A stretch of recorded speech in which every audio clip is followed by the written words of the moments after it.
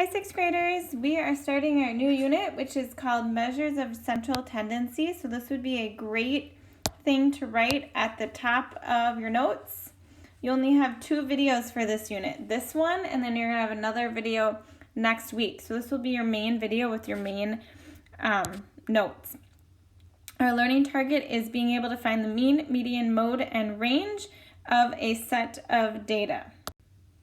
So mean is your first word that you are going to write down with this definition, which is the average of all numbers in a set of data. How to find the mean. So you're going to want to write down the steps. So for each word, you're going to want to write the word, the definition, the steps of how to find it, and then probably the example so that you can go back and see an example and remind yourself how to find it. So the first thing we do is add up all the numbers, and then the second thing we do is divide by how many numbers there are. So there's lots of different ways that we would use the mean with a set of data in a lot of different situations. A common example that you are all aware of is calculating your overall grade in math class or in any class from multiple tests.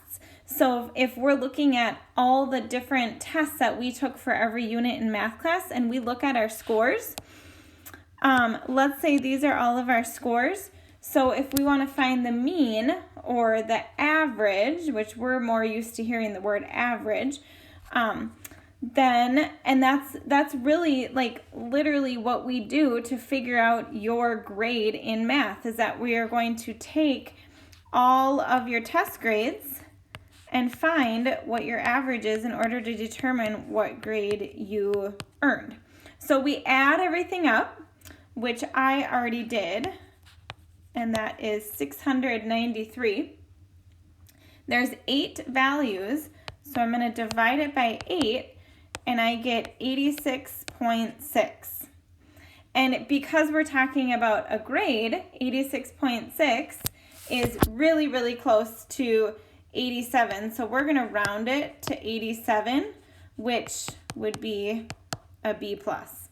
So even though you can see that we got a bunch of in the 90s, so we got a bunch of A's, but then unfortunately we got a C and we got a D, and that's what brought it down a lot. But the A's kind of balanced it out in order to bring up that D and the C to make it in the B+ range. And then we had we had 1 right in the range of the mean. So again, it's just kind of the average of all the numbers, add it, and then divide it by how many there are. And here's a couple of fun little riddles if you want to pause and read them, just because you know that I like them. The median is the second number. The median is the middle in a sorted list of numbers. So to find the median, the most important thing is that you need to put the numbers in order from least to greatest. And then we find the middle number. So we put it in order, we find the middle number. If we have an even amount of numbers, we find the mean of the 2 numbers in the middle. So I'm going to take this list of data, and this example of using median would be number of fundraisers or fundraiser cards sold by members on a baseball team. And I'll explain in a second why we would want to use median. So I'm going to put these in order. So I have 1, 2, 18, 19, 19. I'm going to cross them off so I can remember what I used here. 20, 22, 21. Now that's going to bug me that it's not. 21, 22, 23, 250. 2, 4, 6, 8, 2, 4, 6, 8, 9. 2, 4, 6, 8, 9. Okay. So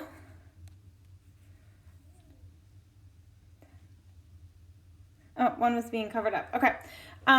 So now what I do is I am going to just start on both ends. So I'm going to cross off. So when I cross off my first one over here, I'm going to cross off my last one over here. And I'm going to keep doing that. So when I have to make sure that it's equal. So what I do to one side, I have to do to the other side.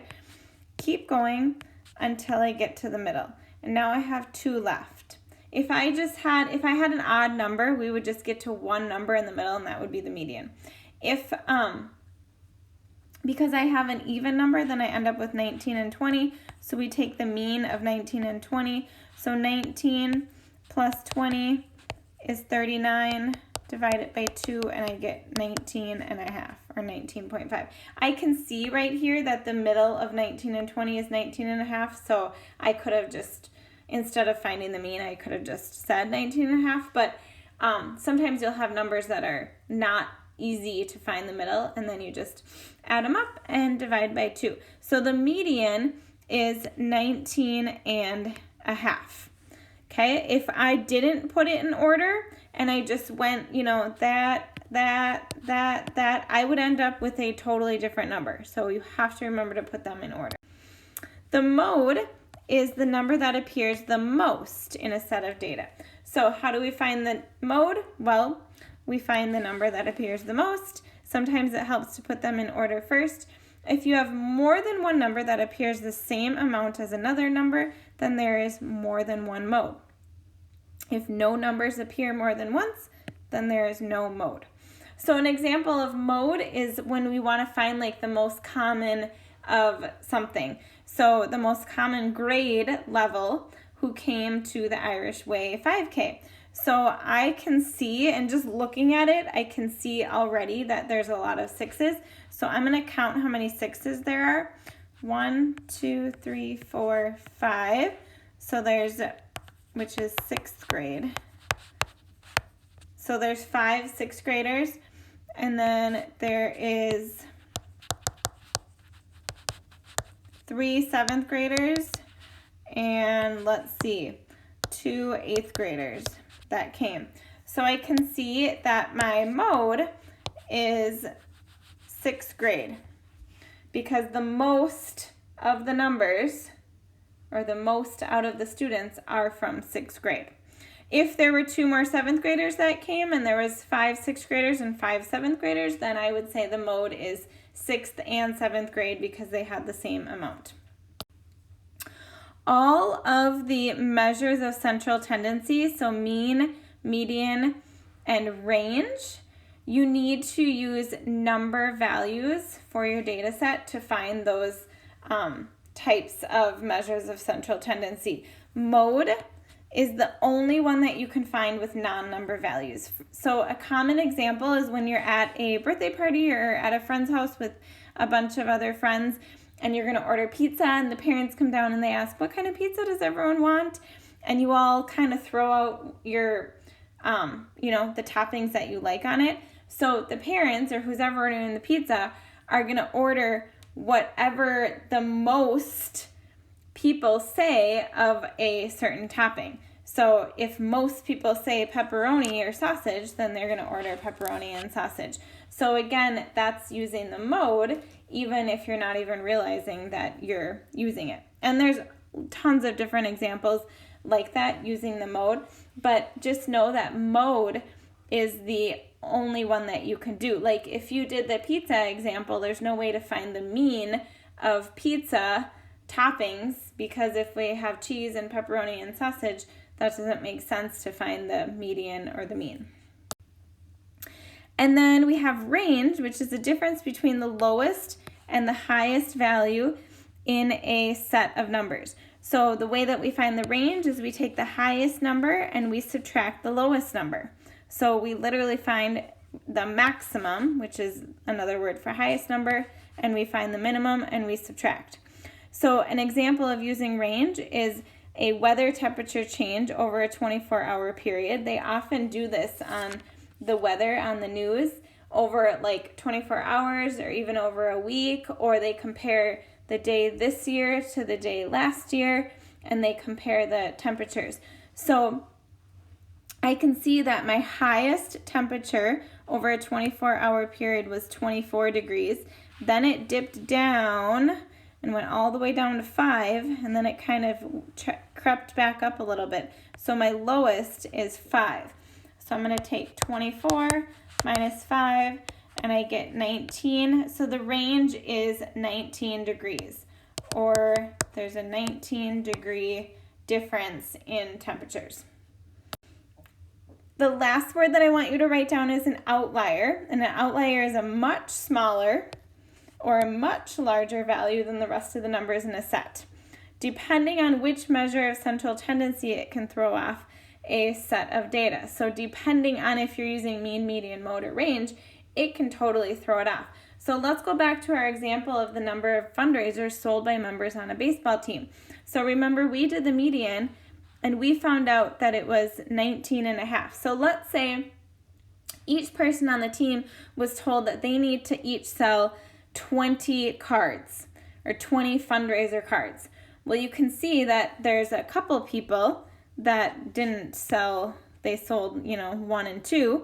And then most of the other people sold right around 20 cards, give or take a couple. And then there's the one, the overachiever, that sold 250. So the median, if everyone was to sell around 20, the median is a really good way of showing, of representing this data, because we can see that 7 out of the 10 kids just on this team, 7 of them did sell right around 20, and that's what our median shows. If I look at the mean, and I already calculated the mean of this whole data is 39.6 because of this 250, because I had to add it all up, divide by 10, and I get 39.6. But there's only one player that sold more than 39.6. The rest of them sold about 18 to 19 to 20 less than the mean. So this is not a good representation of this data, because 9 out of the 10 players aren't even close to this number. And that's why this 250, this outlier, really, really, really threw off our data. 19, the mode, is close to our the kids that were supposed to sell around 20-ish. We can see that the mode is kind of close to it. And then the range, again, is because of this 250 and because of this 1, because of our 2 outliers, our range is thrown off. It tells me that there's a difference of 249 cards between the players, but really, again, if I look at what the majority of the players sold, it's all within a card or 2 or 3 or 4. Not 249, which is a crazy, crazy amount compared to the rest of the numbers. So that's what outliers do. They can change it a lot, and then you have to figure out, if you have an outlier, what's the best measure to use, mean, median, mode, or range. Outliers can also, you don't have to have something that outrageous. You could have a set of data, you could have 1, 1, 1.5, 2, 2 and a fourth, 2.5, and then 6.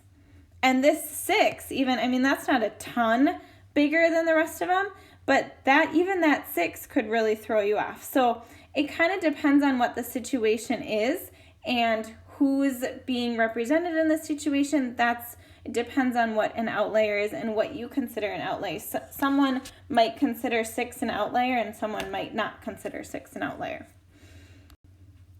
And then here's just a cute little poster that I found. If you want to just take a screenshot of this and save this on your iPad, or you want to copy it, or whatever you want to do with it, I just thought it was another great way to show mean, median, mode, and range.